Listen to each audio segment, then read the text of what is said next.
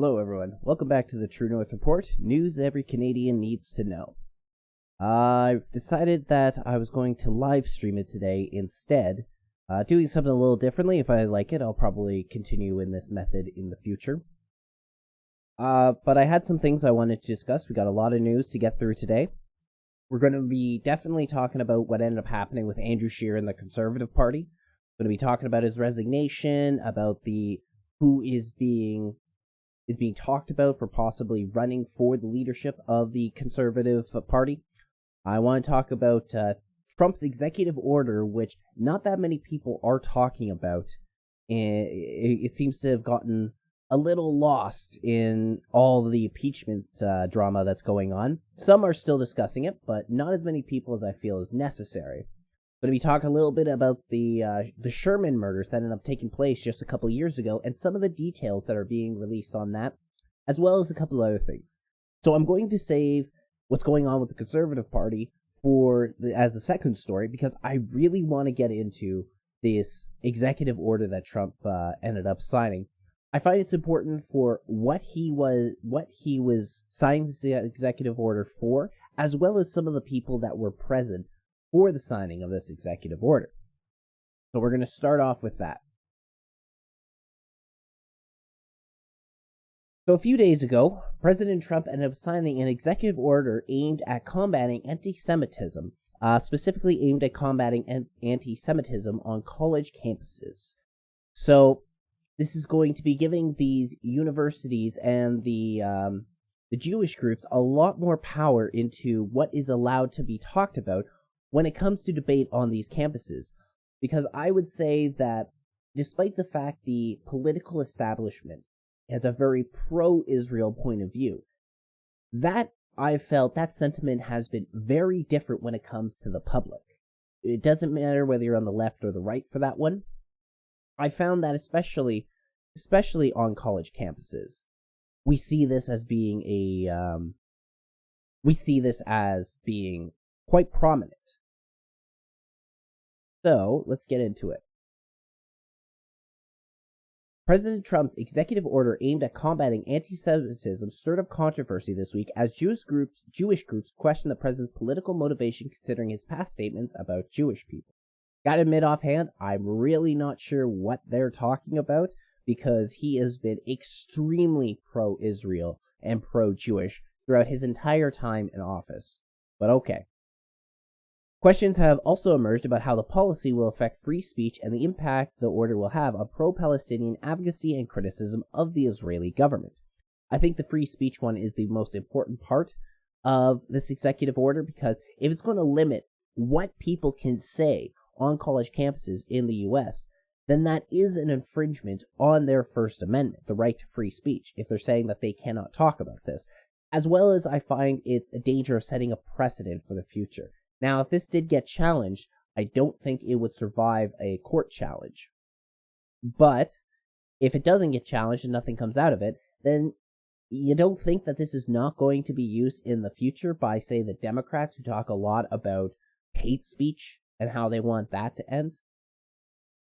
The order signed by Trump on Wednesday stated that while the Civil Rights Act Title VI does not cover religious discrimination, quote, it shall be the policy of the executive branch to enforce Title VI against the prohibited forms of discrimination rooted in anti-Semitism as vigorously as against all other forms of discrimination, end quote. It also adopts the International Holocaust Remembrance Alliance definition of anti-Semitism, which states that it is, quote, a certain perception of Jews which may be expressed as hatred towards Jews. Rhetorical and physical manifestations of anti-Semitism are directed towards Jewish or non-Jewish individuals and or their property, towards Jewish communities, institutions, and religious facilities. Excuse me just one second.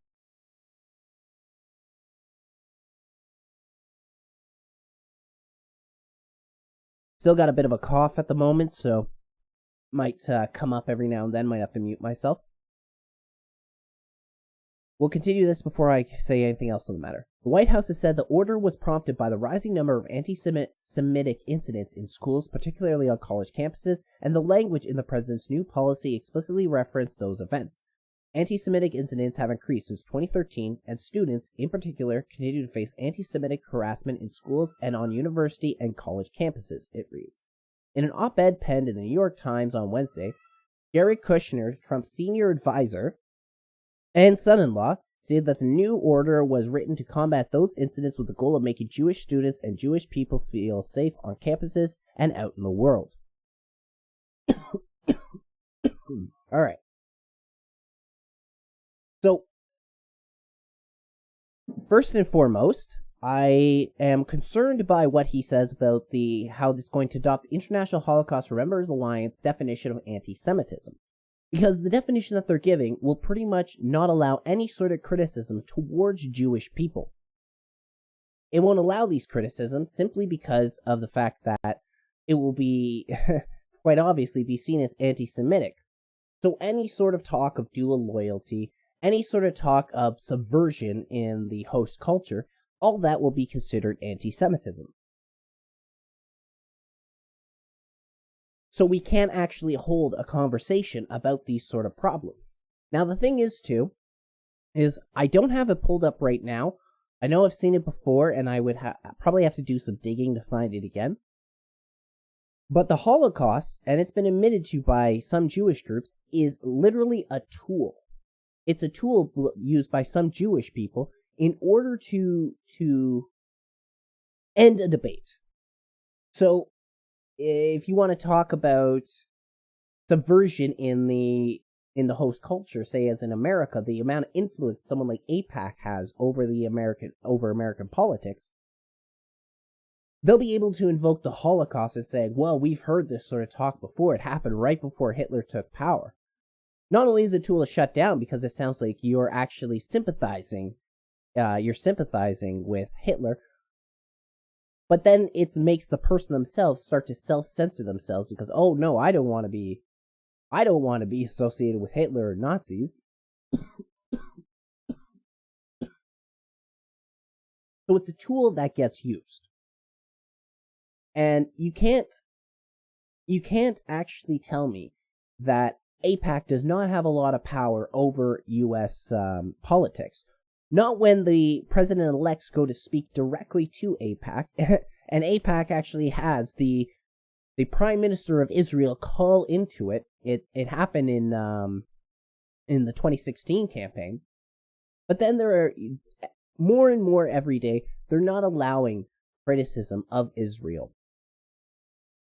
There in, I think it was Texas, earlier this year. I'm pretty sure it was Texas. Maybe it was Florida. After a hurricane, after a storm, you could not receive any sort of funding from, was it FEMA possibly? Any government funding to help repair your businesses, repair your home. You couldn't get any sort of those government services if you belonged to a BDS group, a boycott, divestment, and sanctions group. So a pro-Palestinian, anti-Israel group. This was, you had to, not only, if you were a part of that, you not only had to, reject that, but you also had to sign a contract saying you wouldn't be involved in any BDS group for, I think it was either 3 or 5 years.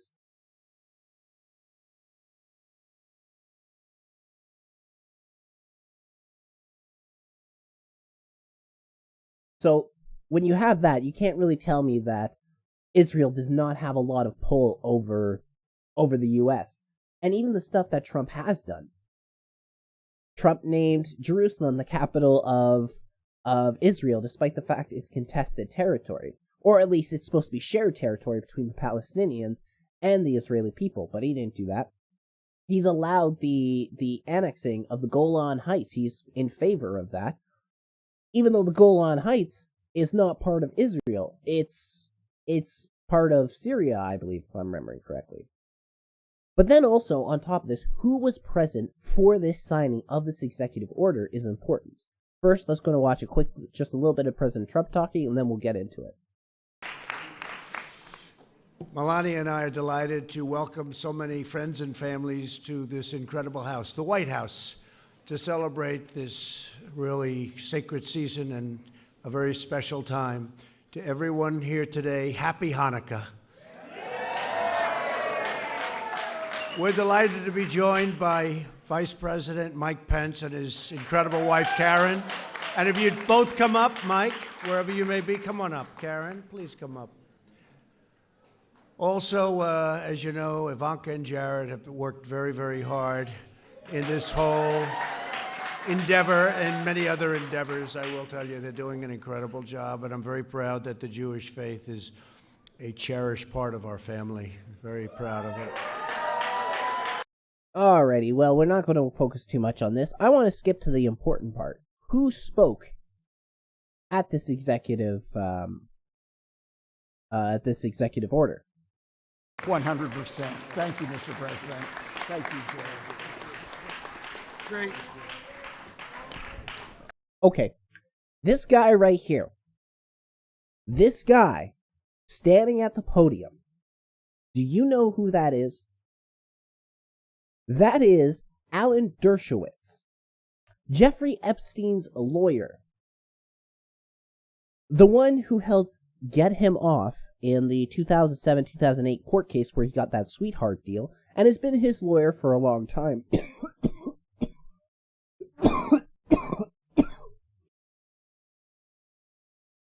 I made a decision. I will not be live streaming again until I get this cough sorted out. But Alan Dershowitz was also labeled by some of Jeffrey Epstein's victims as being someone who assaulted them.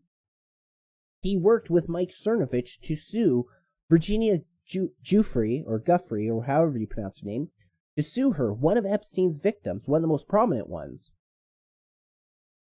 in order to get certain court documents released. So never forget that. Mike Cernovich didn't sue Jeffrey Epstein. He sued one of Jeffrey Epstein's victims.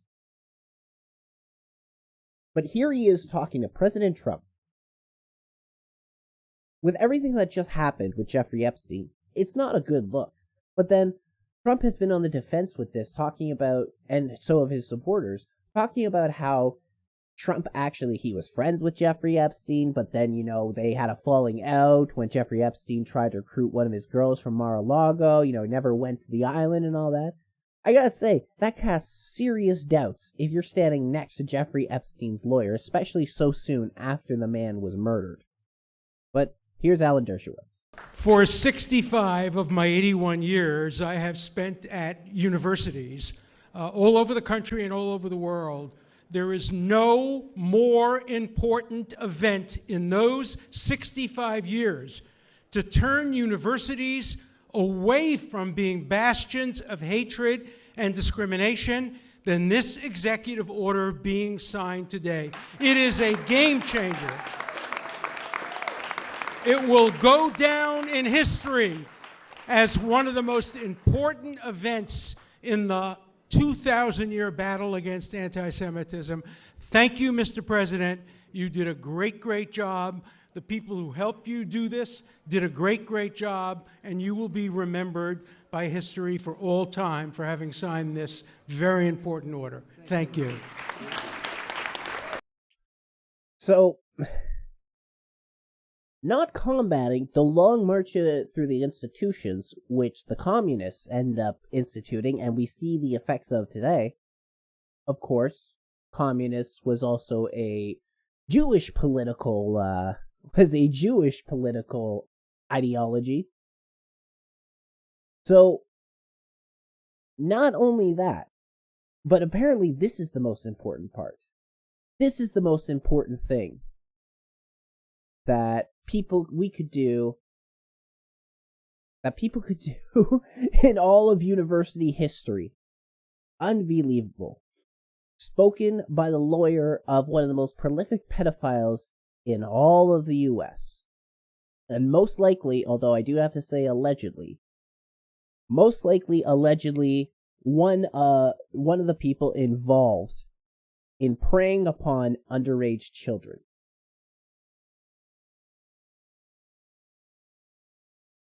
So that was Trump's executive order. And again, it's not really being talked about nearly as much as it should. Everyone's been focusing on these impeachment hearings, which are a crock of shit. It's not they're trying to claim now that it's Trump was trying to influence the 2020 election by having Ukraine investigate Biden, Hunter Biden, for some shady activity in there, but it's some pay to play going on. When they could be focusing on a real controversy going on since President Trump came to office, and that's the fact that he's being manipulated by Israel. But of course, the Democrats are manipulated by Israel as well. All right. Now that I've done my piece on that, let's move on to Canadian information, Canadian news. So Andrew Scheer recently, just over the last day or two, has resigned as the leader of the Conservative Party of Canada after some controversy of he was misusing party funds. And it was alleged that he was misusing these party funds in order to pay for his children's schooling, who, if I'm remembering correctly, they do go to private school. Of course they don't go to public school. Why would the ruling class ever send their kids to public school? But this is why he was being criticized and he was more or less forced to step down. There's been a lot of pressure on him since the loss of the election to step down, and it doesn't matter that he gained seats for the Conservative Party, really, because he had a shoe-in to win this election, and he couldn't pull it off. But even this story is not quite the way it seems. You see, Andrew Scheer, which happens a lot with a lot of the leaders of political parties, is they gotta move to Ottawa. They gotta be close to the action. They gotta be close to what's going on. So he actually made a deal with I think it was the president of the Conservative Party. He had a deal with them where he would move, and then the Conservative Party would allow some funds. They would reimburse him for some of the funds for his move and for his schooling. They were pretty much, from the sound of it, supposed to make up the difference. Now, it's been 2 years since Andrew Scheer took power, 2.5 or so, and it sounds like he was still using this. And the Conservative Fund, the committee that sits and oversees all of the finances of the Conservative Party, from what we hear, is that they were unaware of this deal. And then, but when we have, who I believe is the president, who is talking about how, in fact, they actually worked this deal out with Andrew Scheer. But regardless of that, the question is between those two is who's being honest and who's lying. But it seems like Andrew Scheer did misuse some of these funds. He did misuse them because they were just supposed to offset some of the schooling costs. So if it cost him, $20,000 to send his kids to school every year, and then he came to Ottawa, it was $25,000, then they would offset him the difference on that. But for 2 years, despite the fact the Conservative Party, despite the fact that Andrew Scheer makes a good salary, we're talking probably upwards of $200,000 every year. Despite this, he's been using the Conservative money in order to do this, in order to pay for his kids' education.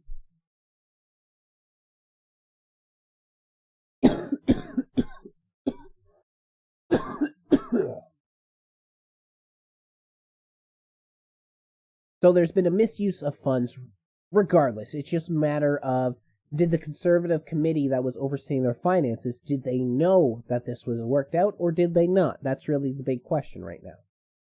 But Andrew Scheer will be staying on. Andrew Scheer will be staying on as the leader of the Conservative Party until his successor has been nominated. And then he will go back as being a regular MP. So we're going to be having a race right now. And some of the names that have been thrown out have been Rona Ambrose, who was the interim Conservative leader before Andrew Scheer was selected, and she couldn't run for the leadership because if you're the interim leader, you're actually not allowed to run for leadership. But she could now. She could do it now if she wanted to. Some have speculated that Michelle Rempel was going to run. And then there's also Erin O'Toole, who's supposed to run. or possibly run. It's unclear right now. It's only been the first few days. But those are the names that have been thrown out.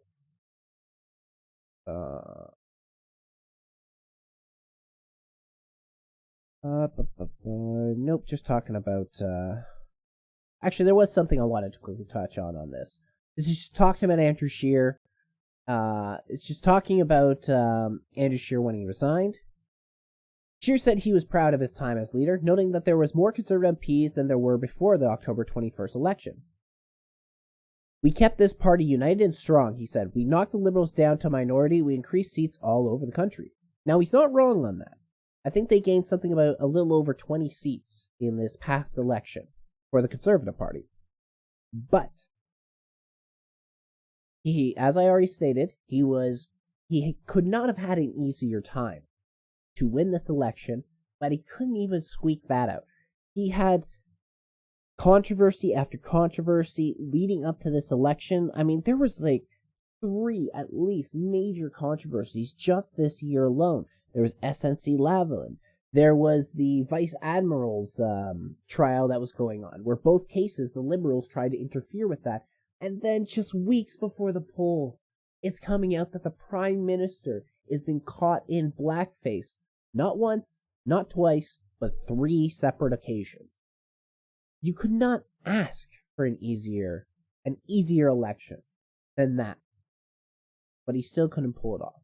But then on top of that, he says, we kept our party united and strong. You didn't keep it united. Andrew Scheer did not keep that party united. Let's not forget that under his leadership, Maxime Bernier split off to create the People's Party of Canada and was competing against the Conservatives in this upcoming election. Now, clearly the PPC did not live up to the expectations that other people had for him, and even their own expectations, because they didn't win a single seat. But there was a schism inside of the Conservative Party. There was a schism that ended up happening under Andrew Scheer's watch, and it's because he did not address the concerns of some of his base, and he lost votes because of it. And yes, technically the PPC did siphon off some of the votes that would have gone to the Conservative Party, and the Conservative Party lost some seats there. But they didn't lose enough to actually... They didn't lose enough to actually take over government, to win over Justin Trudeau, to even gain that minority government.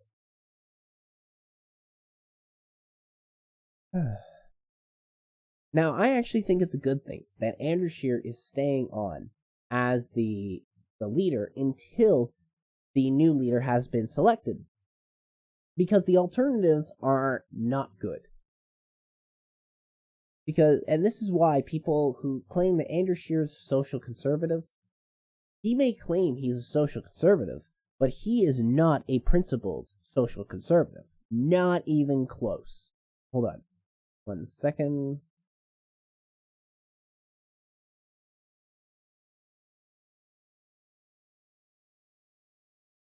He's not, because he may hold these values.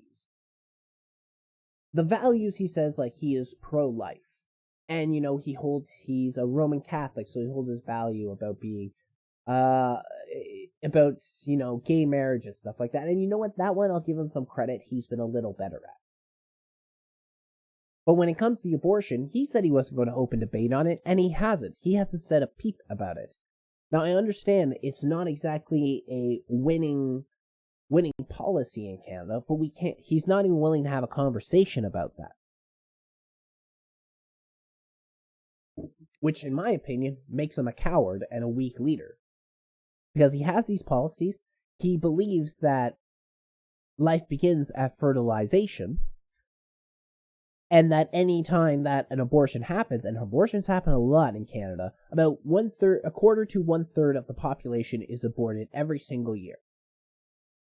In native-born births, there is somewhere between 400 to 500,000 every single year. 300 to 400,000 every single year. No. Yeah, okay, I'm right on that. So 300 to 400,000 every single year births of native-born Canadians, and there are about 100,000 abortions performed every single year in Canada. Give or take, depending on the year, of course. So, he believes that that's a life being ended, but because he wants to save his seat, because he wants to appeal to the left-wing voters, I guess, he's not going to bring it up. So, but the thing is why it's a good thing that he's staying on, is because who his new deputy leader is. Oh, you know what? I think there was something else in here. Yeah, I'll cover that in just a second. After the election, Lisa Raitt was his former deputy leader of the Conservative Party, but she was voted out of office. A good thing. There was... Lisa Raitt, you could barely call her a red Tory, because she was more liberal than anything. But he named former Liberal MP Leona Alislev as his deputy leader of the Conservative Party, the one who crossed the floor just last summer. Literally a liberal. He put a liberal in charge of what is supposed to be a right-wing party. But on top of that, he didn't even bother to try and weed out any of the red Tories. No, he wanted them in there, and that's by his own statement, is what I'm going to cover right here. This was in his speech that he was giving where he resigned. He says, "Our Conservative team is always stronger when we are united.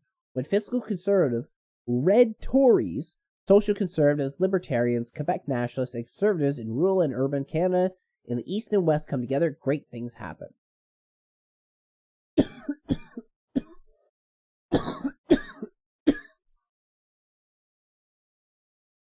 So he wants the red Tories in the Conservative Party. But the red Tories are the one that's moving the Conservative Party even more to the left. They're becoming a centrist party if they're not already there because of these red Tories. But no, he wants them in. And the red Tories are everywhere. The Conservative, they are a globalist party. Even if you support them, they are everywhere. The people who support globalization. And I'll prove it to you right now. This is from Canuck Law, which, in my opinion, is one of the best when it comes to investigative journalism in Canada these days. I haven't actually watched this video yet, so maybe we'll take a quick look if it's not too long. But as it says here, CPC Party convention in Halifax, 97% to 3% vote in favor of partially erasing Canadian borders. Oh, it's kind of long. This, ladies and gentlemen, is the game We're going to even watch a little bit of it because it's long. changer policy for our party at this convention.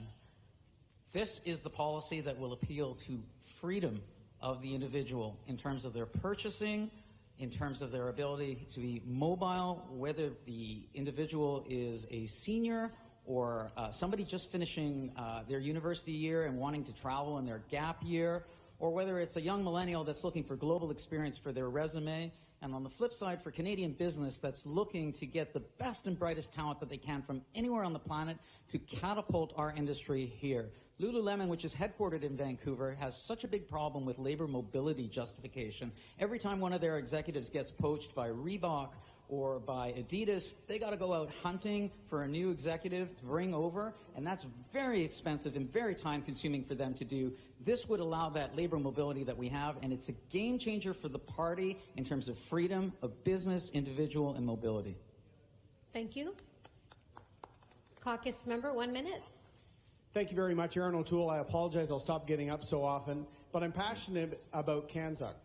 When Brian Mulroney and the Conservative government's negotiating... Okay, that was Aaron O'Toole, one of the names being thrown out there to possibly run as the leader of the Conservative Party, and in favor of this CANZUC. What is CANZUC? This is from CanZUCinternational.com. CANZUC International was founded in January 2015 as the Commonwealth Freedom of Movement Organization and is the world's leading non-profit organization advocating for freedom of movement, free trade, and foreign policy coordinated between Canada, Australia, New Zealand, and the United Kingdom. the Kanzuk countries.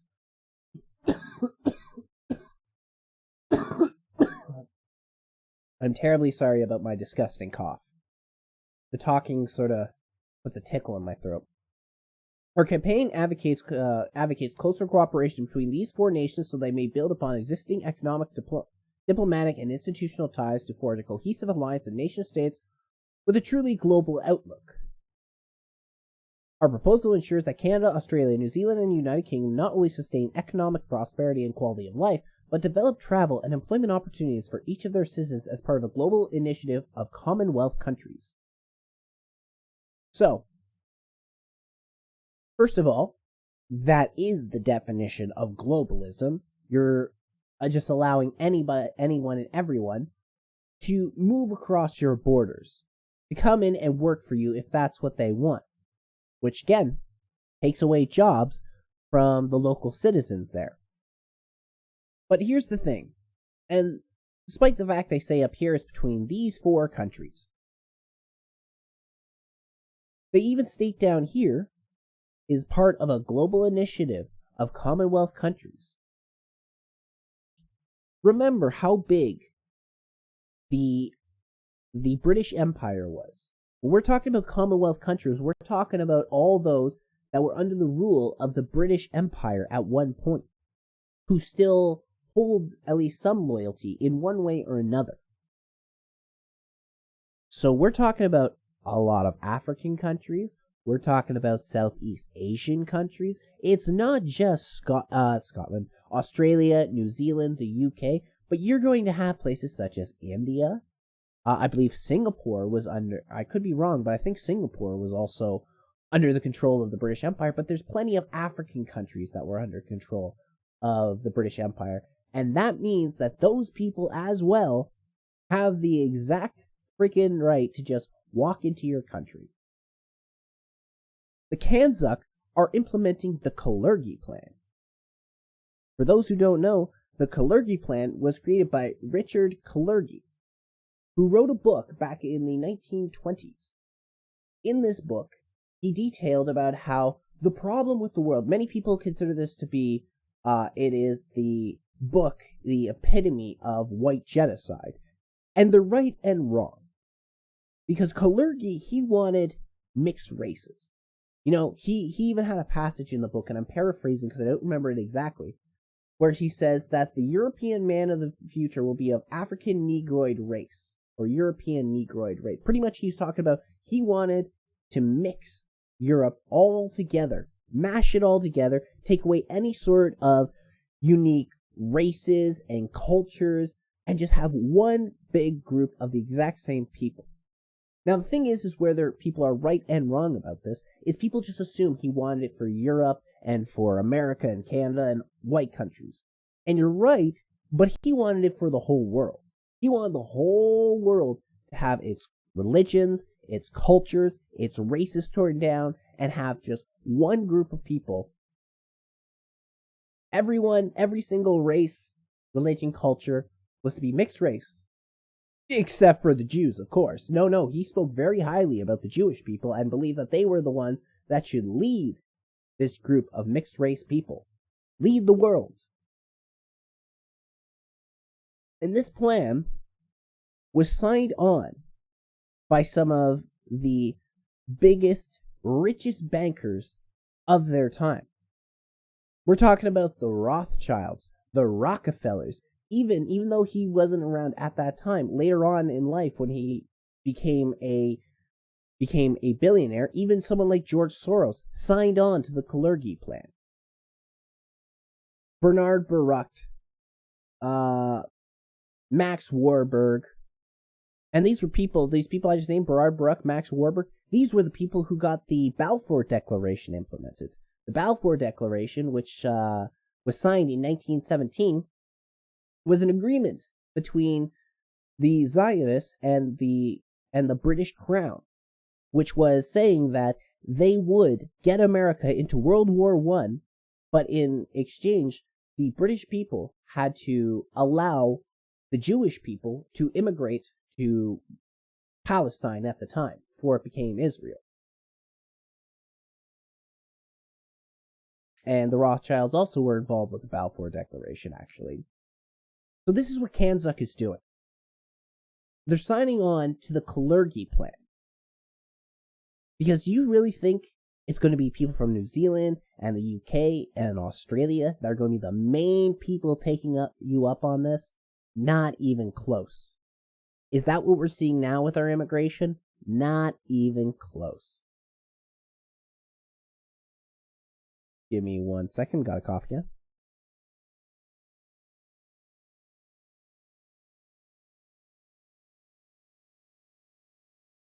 Now, who are advisors for Kanzuk? Who are advisors for Kanzuk International? Well, we have here, it's their executive board of directors, and we go down, we just keep going. Political advisory board. The Honorable Aaron O'Toole, Member of Parliament for Durham. One of the men who has been named as possibly running for the Conservative Party leadership, and I believe he will. But we keep going down. Peter Kent, is that British or Canadian? He's probably Canadian, and I'm pretty sure he's Conservative too. Oh yeah, and that's actually the point I just make sure I brought up. Yeah, Aaron O'Toole is a Conservative. I'm pretty sure I said that, but he is a member of the Running Thorno. Yep. Peter Kent is a Conservative. We got Peter Kent. We've got Lisa Raitt, the former deputy Conservative leader, and Michael Chong, who is also a member of the Conservative Party. Michael Chong, who actually one of the epitomes of a red Tory, because he ran on he actually ran for the leadership race back in 2017, and he wanted to implement a carbon tax. Yes, he did. So did Lisa Raitt ran for the Conservative Party. She didn't. I don't think she ran on a carbon tax at all, but she's in there. Let's see. Kelly McCauley. There's another Conservative member who is part of Kanzuk to implement this Kalergi plan. So when people say the Conservative Party is not a globalist party, it's a nationalist party, you can just defer them to this. You can defer them to the Kanzuk website, where you see multiple prominent Conservative Party members sitting on their board of advisement. And then you can talk to them about how the Kanzuk wants to tear down borders for the partially tear down the borders of Canada to all members of the Commonwealth, which once again takes people in Southeast Asia, many people in Africa, and all over the world. They may say it's for the UK, it's for Australia, New Zealand, and Canada, but it's for all members of the Commonwealth. Every single one.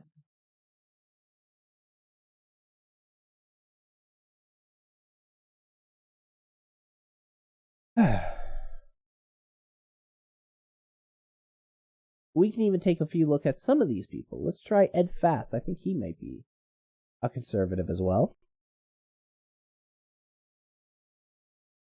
A Canadian Conservative politician. There we go. Michael Chong. Todd Doherty.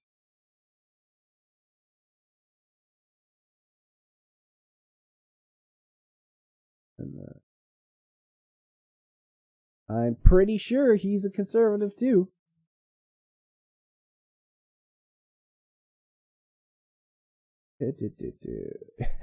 There we go. We got a Conservative there.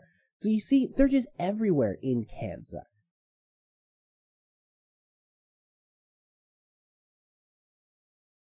This is why you really can't trust them one way or another.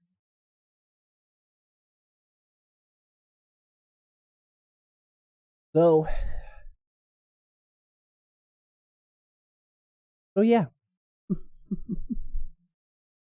Unbelievable, eh? Alright, let's move on to talk about the Shermans. I think I've pretty much concluded all I have to say when it comes to the Andrew Scheer and the Conservatives.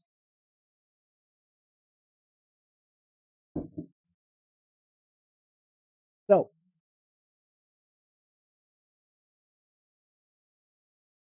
this is from December 13, 2019, when it comes to cops probe into 2017 Sherman murder, very active. So the Shermans were rich billionaires who one day were discovered murdered in their home. Now, originally they believe it was a murder-suicide, but that actually did not turn out to be the case. After a week or two of investigating, the Toronto police ended up coming out and saying, actually, we're pretty sure this was a double homicide and they were both targets. Now, if I'm remembering correctly, they were both active Liberal members, fundraisers and things like that. And then, so many people were suspicious as to why they were murdered. And I admit I meant to do it, but I never really looked much into them aside for the little bits and pieces I've read here. So we're not sure why they ended up getting murdered, but apparently the investigation is very active. 2 years have passed since the strange murders of Honey and Barry Sherman, but for the Toronto police, this is no cold case. Quote, it's an open and very active investigation. Inspector Hank Idzinga, head of homicide, said it of the slaying of Apotex founder and his famous for charitable fundraiser wife. It's not just an open investigation or active. It's very active. This is great news, said a person close to billionaire couple's children. This is the first time we've heard that. Senator Linda Frum said family members have confidence in police and long for the day there is a resolution and justice. A very active probe is certainly a change for 2 years ago, when the original belief was that the scene inside the couple's old Colony Road mansion was a murder-suicide. Neighbor and friend Heather Gilbert never believed it. No way, she said. They had a very good relationship and displayed no tension with each other. They loved each other. She saw this in the 14 years she lived next door. When Detective Sergeant Sue Gomes addressed the media 42 days after the grisly discovery, she was on the side of that this was murder. We believe we have sufficient evidence to describe this as a double homicide and that both were targets, she told the media at that time. Honey and Barry Sherman were found inside the basement pool area in a seated position, hands behind their backs in winter coats with belts around their necks that were attached to the pool's railing. Sherman family lawyer Brian Greenspan has claimed that Sherman's bodies were staged. Police and family private investigation team, led by retired homicide detective Tom Klatt, had been keeping their cards closed. But they are still on this, and the family's $10 million reward is still available. This was a hit, said an insider. The why, how, and who are unresolved questions. The main reason that people have had an interest in this is because of the fact that people believe that this may have been a political hit job. People think that it's quite possible that if they had gotten on the wrong end of Justin Trudeau, or who knows, maybe they had some connection back to the Clintons. Again, I should have looked more into this, but I didn't do it. That maybe if they got on the wrong side of these people, that they were taken out for that reason. And I know there was a controversy with Justin Trudeau and Apotex before they ended up getting murdered. I remember watching a video of, at the time, the leader of the NDP was Thomas Mulcair, who ended up calling out Justin Trudeau in the House of Commons on some involvement with Apotex. And then sometime later, I'm not exactly sure how much longer later, Barry and Honey Sherman were found dead in their home.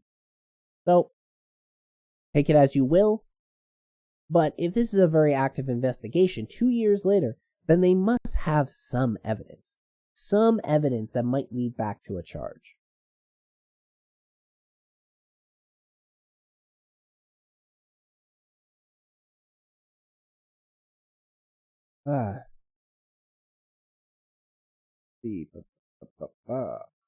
Alright. So this story, not going to spend too much time on it, but it concerns me for when it comes to Canadian sovereignty and the rights of Canadians traveling abroad. So this was released on, was this really, maybe it was only posted today. I swear I thought I saw it, like yesterday or something. Anyway, Canadians traveling to or through U.S. should pay close attention to their withering rights. Now, if you're traveling already in the U.S. territory, I understand that you are subjected to U.S. law, and the way that they handle their investigations is made on what the cops there are and are not allowed to do. But what concerns me is about what they can now do to Canadian citizens at the border. So we're going to skip most of this and just get down to the details of it. So some of the changes that have been implemented to what U.S. border security can do is alarming. Now remember something too. When you're passing the border, when you're going into the U.S., you speak to the American Border Patrol. You're speaking to a U.S. citizen, a member of U.S. law enforcement, so they can deny you access into America if you want. But you are on Canadian territory at that time. And it's the same way the other way around. An American traveling into Canada speaks to Canadian Border Patrol. And if the Canadians decide we don't want to allow you in, they can do that. But those Canadians are standing on American soil, technically right at the border line itself. But now the changes that American Border Patrol agents are allowed to do is a little startling. So we get into it. U.S. officials can now carry sidearms in these pre-cleared zones, and I don't actually disagree with that because they're border security. So being able to have a sidearm in order to defend themselves, ever the time came, is completely understandable in my opinion. So they can have a sidearm in these pre-cleared zones. They can conduct strip searches, record and keep passenger information, and detain Canadian citizens. Now, I do not agree with the strip searches. The detaining part makes sense to a certain point, but it gets worse. Even if a Canadian official is unwilling to conduct a search or has deemed a detainment unnecessary, a U.S. official can override that call. In other words, Canadian law enforcement can now be countermanded within Canada by Americans. Our own law enforcement can be countermanded by a foreign law enforcement agent. Now, if Canadian officials decide that they are unwilling to conduct a search or deem it unnecessary, then I don't see why the Americans then can't just wait until that person crosses into the American border and then detain them there, because technically you're on American soil. But this is inside of Canada, they're saying that. This new authority will allow U.S. border guards to deny Canadians their right of withdrawal.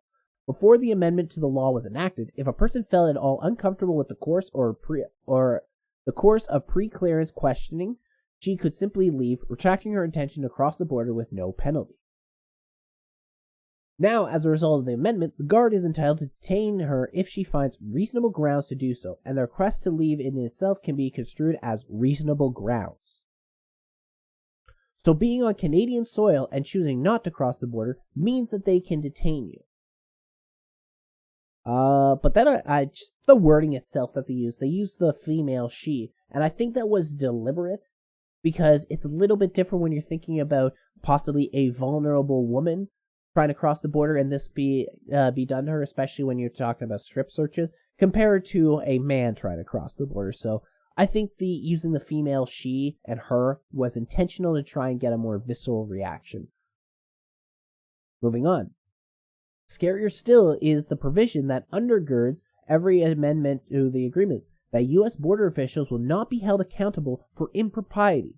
In the exact language of the bill, quote, no action or civil proceedings may be brought against a U.S. pre-clearance officer in respect of anything that is done or omitted in the exercise of their powers or the performance of their duties and functions under the legislation, end quote. So there will be no repercussions for anything committed in this exercise of their power. Now again, if we're talking about Canadians being on American soil, that's a different story, because you are bound by their laws and their procedures of law enforcement. But they are doing this on Canadian soil. That is a loss of our sovereignty. That should not be allowed. That is ridiculous, and this has happened under the Liberals' watch. This has happened under their watch. They have allowed the sovereignty of Canada, some sovereignty, to be stripped away by our American neighbors. Now, the Canadian government should be jumping all over this when it comes to the American government, because this is an infringement of our own rights on our own soil by a foreigner. By a foreigner, whether we're neighbors or not.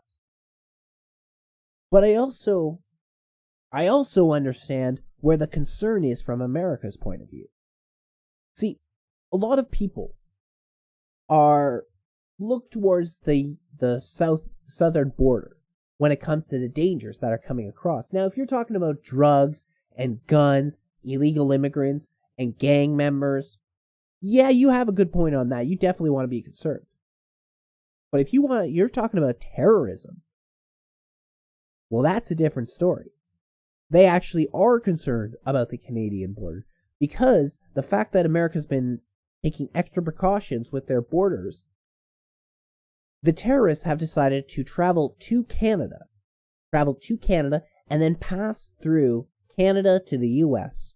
Whether they go through official border crossings or not, it's actually pretty easy not to avoid the border crossing, the border guards if you're crossing from Canada into America, simply because of the fact that we have one of the longest borders in the world with America.